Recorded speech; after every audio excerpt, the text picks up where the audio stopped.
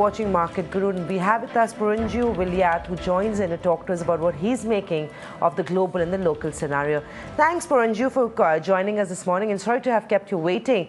But my first important question is Trump and economics going to be dictating our markets and our lives in the coming few months, or do you think there could be more internal factors at play, such as earnings, budget, etc.?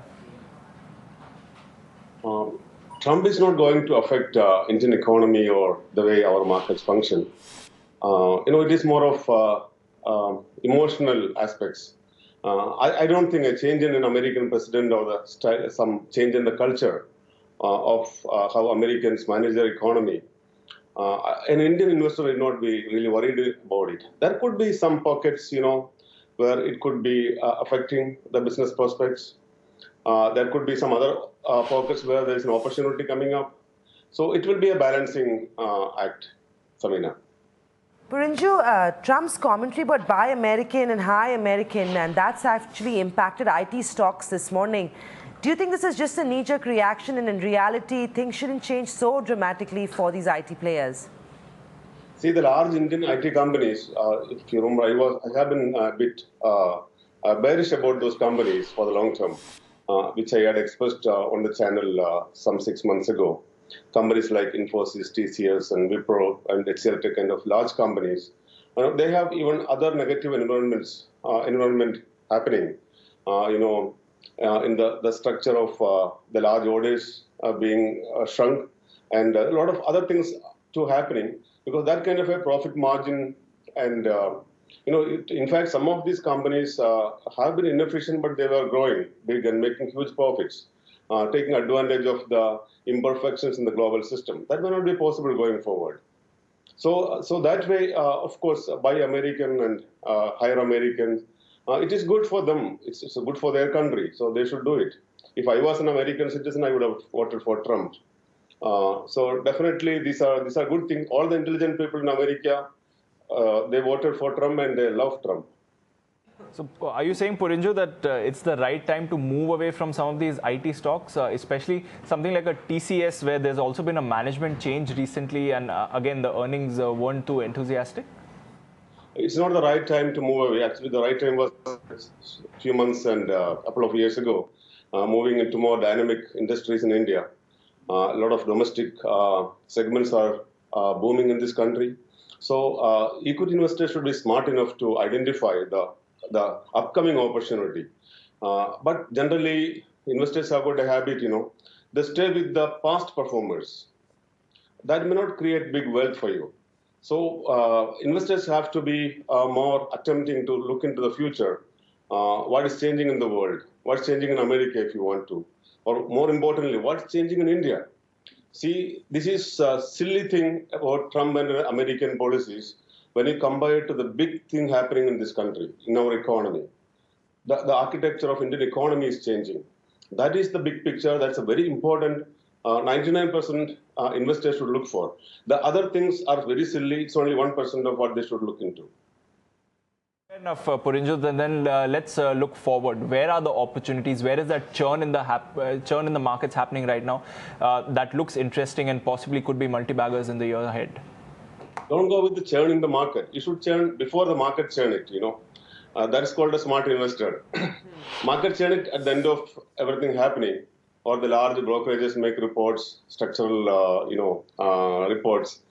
Smart investors move in time, on time.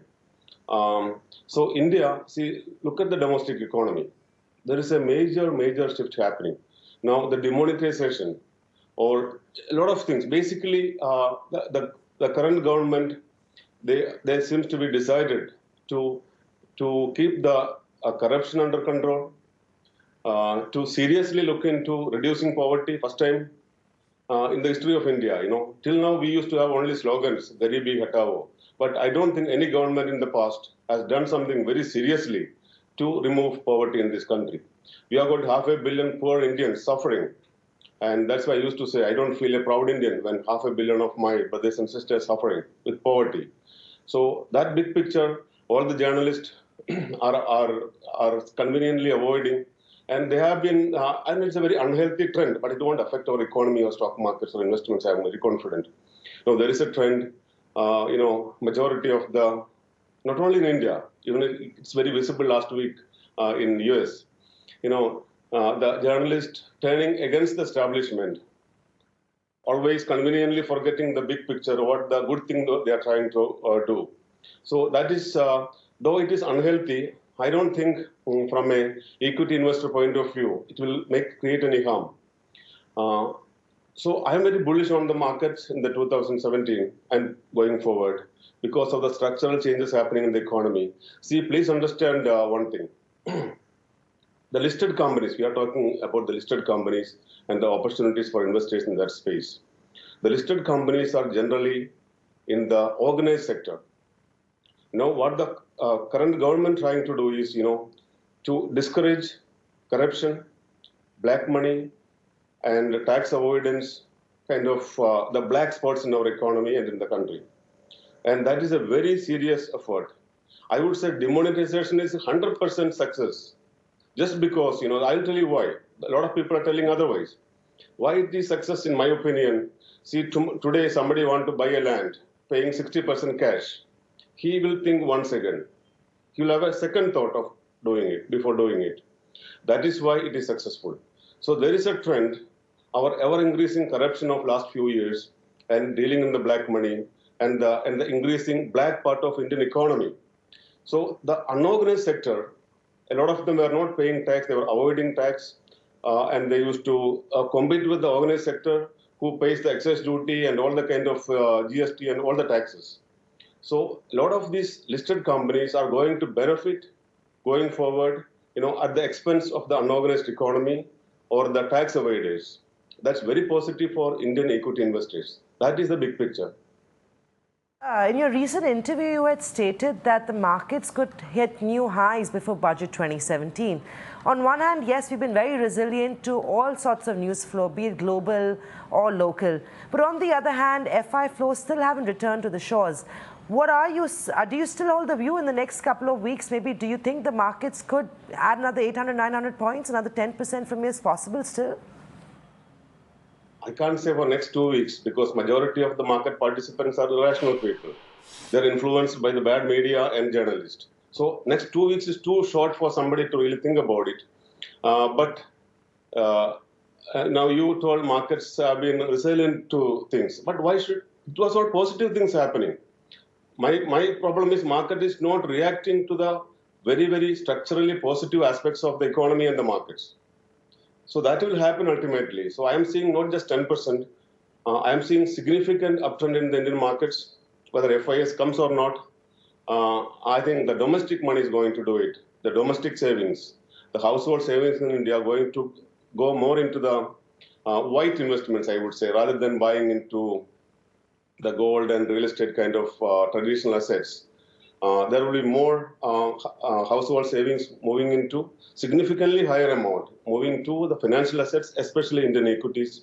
So that can compensate even if FIs are if they continue to sell. But even FIs, I'm very confident in the coming days when more of positive talks happening in the market, sentiment improves, they will come and buy. There will be buyers in the market very soon. You will see domestic investors, household savings, even FIS money, all flowing into Indian equities, and it will continue to be richly valued. See, market is not very cheap at this point of time if you go by the price earning multiples. That's what most people are arguing against the market's movement. But, the equities always, it discounts the future earning potential of companies. So that way, when there is a huge structural change happening in an economy, the opportunities for smart entrepreneurs nurturing these companies, it's going to be tremendous. That's where smart people are going to make money. And there will be a lot of companies in the mid and small segment today in India. Because of the structural changes happening, they will go 5 times, 10 times in the next 3, 4, 5 years' time. And investors should keep their eyes and ears open for this kind of opportunities. Should see less of newspapers and media and be smart. Railway stocks usually run up quite substantially ahead of the budget. Are you keeping an eye out for Texmaco and Titagarh Wagons right now? Yeah, these two stocks are looking good, Samina, because they are very, very strong, clean balance sheet companies, and they have been suffering with the low order flows and kind of things in the past. I think going by the government's indication on the kind of expenditure, the capex planned in the railway sector, these two companies should do very well going forward. I think there can be 2x, 3x kind of stocks in the next 2, 3 years' time. The kind of opportunities, I am betting on the opportunities coming up, not going by the current numbers. Right. Any call on some of these cement names, Porinju? We've seen Ultratech, which has come out with steady earnings, not too bad. It's amongst the top gainers in trade, in fact, today as well. There has been a mixed view as far as cement is concerned, while no one discounts the fact that it is a long-term growth story. There are some short-term concerns coming in. But what's your call on cement and any preferred picks in the space? Yeah, cement, there was some slowdown in the cement consumption, which is very temporary because of the demonetization kind of drives. But of course, Ultratech is too big a company. I'm a small fund manager. I would prefer investors looking for some of the companies in the mid segment of the cement, which are beaten down, highly beaten down. I would say companies like maybe Kesoram, India Cement, maybe Orient Cement. There are a few companies. I think I'm just telling whatever names coming to my mind. Investors are smart today. They should identify. Look at the capacity of these companies, their debt position, and it's very simple to value, and the geography they are working at, and perhaps the limestone reserves. You can get those kind of data from the annual reports.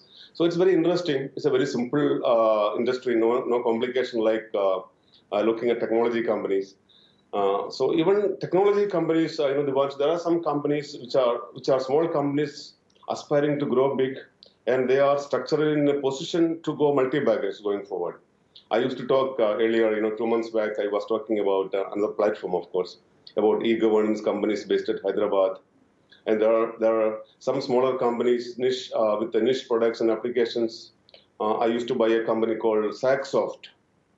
It's a Chennai-based company, excellent company with Aditya Krishna, he's an ex-banker. So he has founded it and nurturing this company. So I feel that investors should smartly look for such companies which are not in the limelight, but they are growing at 20-25%, and available at single-digit price earning multiples. Some of these companies are available at throwaway kind of very very attractive valuations, I would say. So, but these stocks may be not chased by the large institutional investors or FIAs. So that is why there is an opportunity. So that gap between the fancied stocks and non-fancied stocks will come down, narrow down. That is where big money can be made.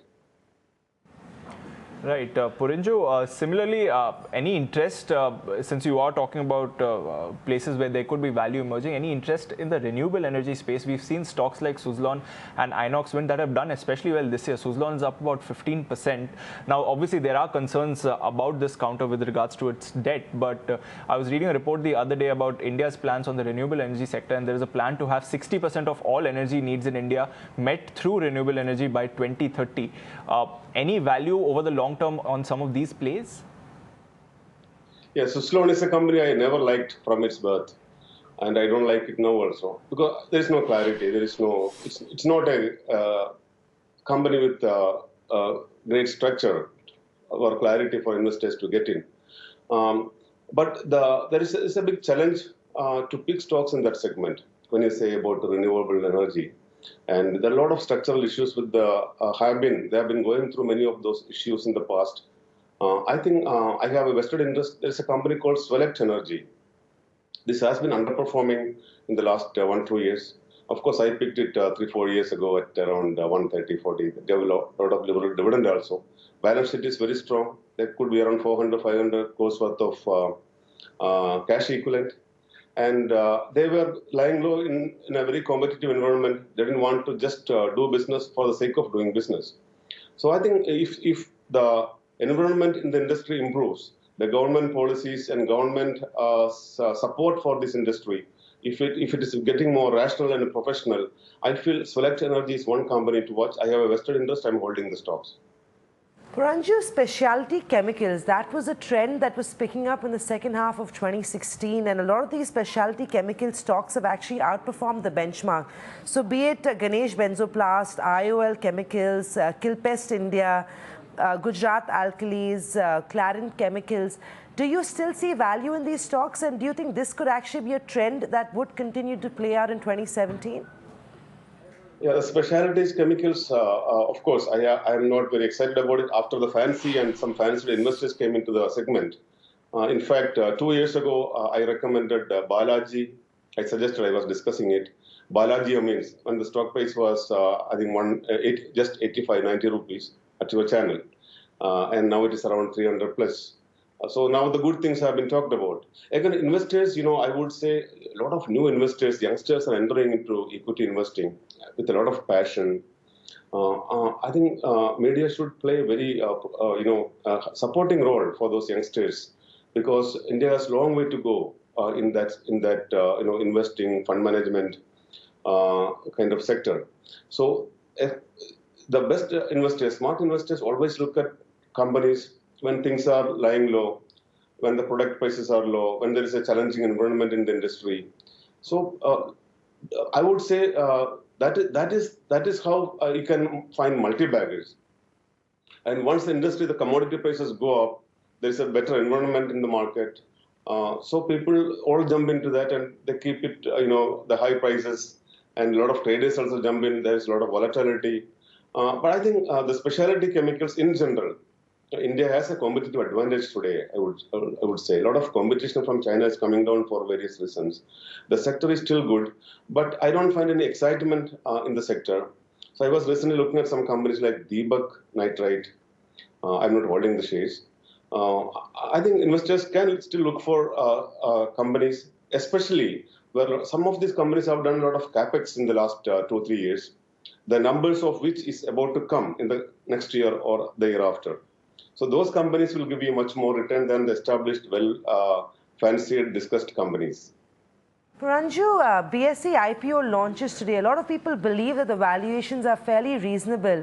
Is this an IPO you would subscribe to? I don't subscribe to IPOs. I don't like it. I have not because the company is bad or good. If it's a very good issue, normally you don't get enough shares. And if it's a bad issue, you get the shares when it work. So I'm not competent enough to talk about BSE IPO. I haven't really analyzed the valuation metrics of Bombay Stock Exchange as an IPO. So I can't comment about it. Right. I want to talk about a stock, Porinju, Tata Global. We had an interview with the management of Starbucks the other day. They've got heavy plans lined up. They've launched their new tea brand also recently. And the focus, of course, is expanding on that. They're also looking at more outlets. I remember sometime back in a conversation with you, you had mentioned your interest in this counter. How is Tata Global looking to you? Tata Global, if I am the managing director of the company for 3 years, it will be 500 rupees per share.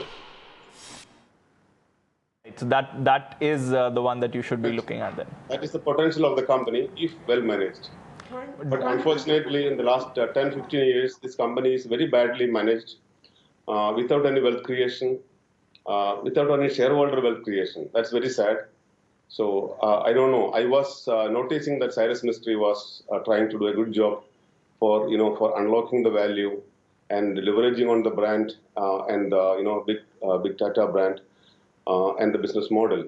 I hope the new management at Tata's will attempt to unlock value and create shareholder wealth. If they do the right things, the stock is an excellent buy.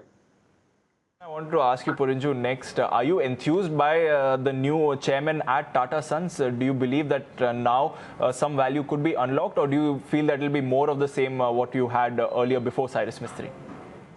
I'm not competent to talk that. I don't know him that personally or his capabilities. What I know is just like a layman, he has done a good job at TCS and done a good work.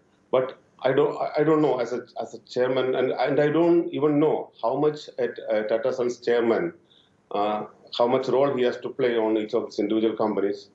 It's the time will tell you. I don't know. What are you doing with new age banks like Yes Bank, RBL? Earnings have always been better than what the street was expecting. Stock performance also is now looking pretty good. Would you buy an RBL or a Yes Bank? I would prefer a federal bank if you are looking from a banking, as a banking industry. after the demonetization and all, a lot of changes going to happen in the structure of banking business in India. I think considering all aspects, Federal Bank is something I understand it well, not just because it's from my hometown. I think it's a very clean, nice bank, and Mr. Shyam Srinivasan, he is doing a very good job at the bank, really making it one of the most competitive, technology-driven banking in the country. It's around 13,000 crores market cap. I think NPS also is going to be under control going forward with the government initiatives and the structural change happening in the economy. So this high NPS and the big challenges will be history going forward. I think at 13,000 crores, Federal Bank looks good. I have vested interest. I'm holding shares in portfolio management. Porinju, also to the run-up to the budget, any stocks that you would buy for the near term? I think infrastructure is a segment, and investors should look into going forward with all these things happening, the changes happening in the Indian economy, along with the rural economy, the stocks which are related to the rural economy and agriculture. Government has to do very serious steps and allocate big money for those sectors to really come up, which is very important for the long-term sustainability of Indian economy growth. So I don't want to tell any names. Investors are smart enough to identify some of those opportunities. The rural and agri sector, some solid infrastructure companies with execution capabilities and a decent balance sheet. I think they can become multi-baggers in the next 5 years' time. Right. Porinju, the surprise rally of 2016 was in some of those metal counters, and so far the trends of 2017 continue to look strong.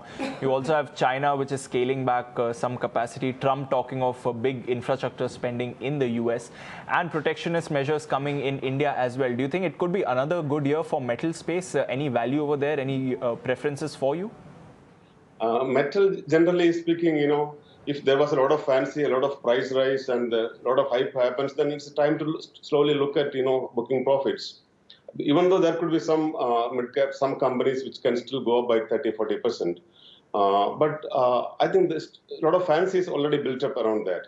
I have a habit of always looking at segments and companies which are without much fancy and attractive for investment for long term.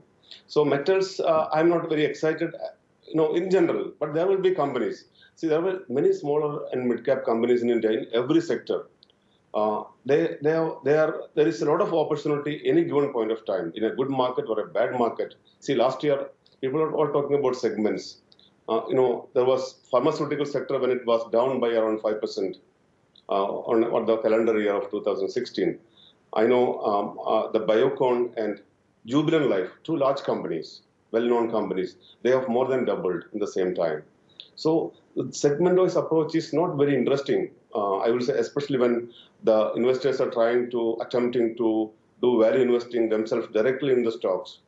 Don't give too much importance to sector because the structure of Indian economy, the dynamism of Indian economy is very different. So the stock picking is the game. Right. So as we wind down this conversation, Porinju, you have a huge retail following. We get a lot of questions that investors want to ask you. Your top three calls for 2017 in terms of market movement, if you have any preferences that you would like to share with investors, or just in terms of what they should be watching out for when they look at these markets. I think when you talk about 2017 potential, the stocks coming to my mind are my own investments under PMS. One is HSIL, Hindustan Sanitary Ware. This is a stock, I think, quoting at around 290 in the prices. People were selling off the companies which seems to be affected by the demonetization. I would say those companies are worth buying if they are long-term good business model. Because this demonetization, lack of shortage of currency notes and lack of buying is only temporary. So people should take it, smart people will take it as an opportunity to enter into such smart businesses for long term. So HSIL seems to be one such company. It's an industry leader, strong balance sheet and credible management. I would bet on this stock as a decent compounder for next 5-10 years time in India. Another stock has been again my favorite, Future Consumer Enterprises, FCEL, the Future Group, Kishore Biyani Group company. I have been buying it last 2 years. and we are holding it tight. I love this stock for a long-term investment for next 5 years' time.